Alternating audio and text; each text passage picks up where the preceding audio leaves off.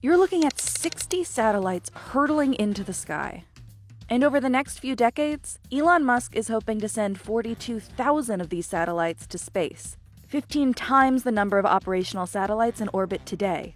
It's part of Starlink, the expansive constellation from Musk and SpaceX that hopes to bring the world low-latency, high-speed internet, promising no more buffering and nearly instantaneous internet in every corner of the world. But experts worry it may come at a hefty cost for space exploration.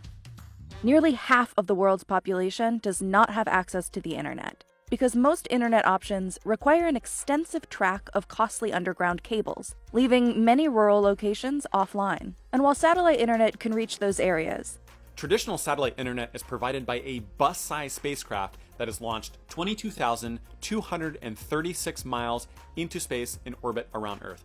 That distance means the satellite can reach places that cables can't.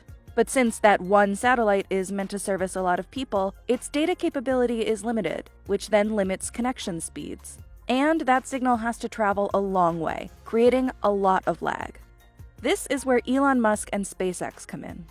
Starlink is a globe-encircling network of internet beaming satellites that is trying to get you online no matter where you are in the world. And there's a rather persuading element for SpaceX as well.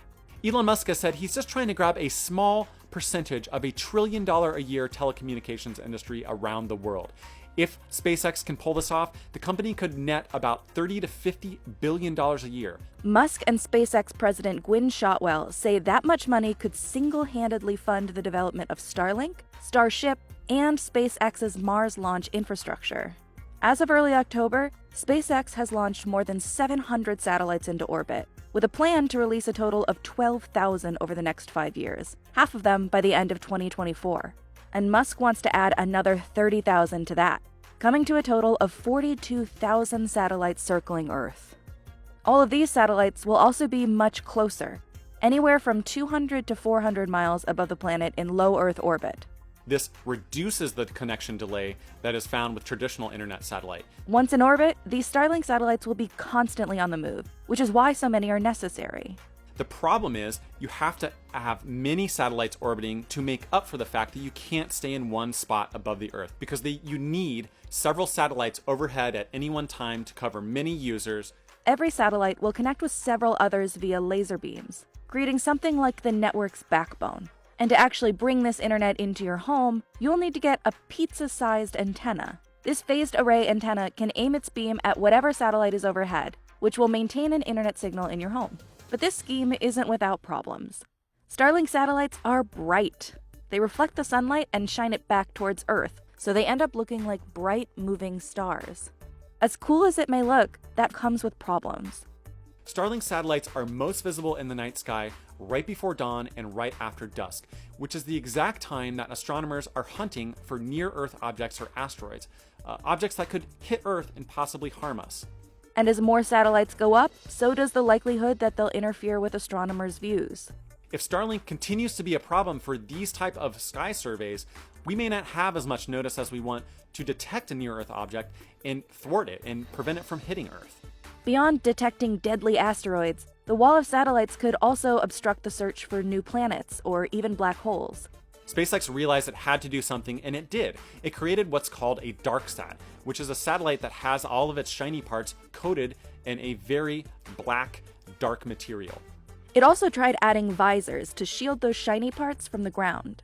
But unless the satellites are cloaked like a spaceship in Star Trek, technology that does not exist, none of this will fully solve the problem. And even if it did, there is a much bigger issue at hand.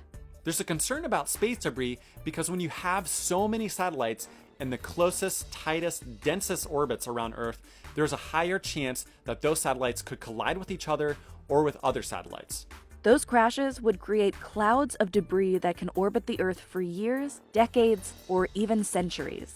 And that debris can then disable or cause other satellites to crash into each other, creating even more debris, and this problem spirals out of control in an effect called the Kessler syndrome. And if we reach that, then essentially space is too unsafe to access. To be clear, the risk of a runaway Kessler syndrome is very low.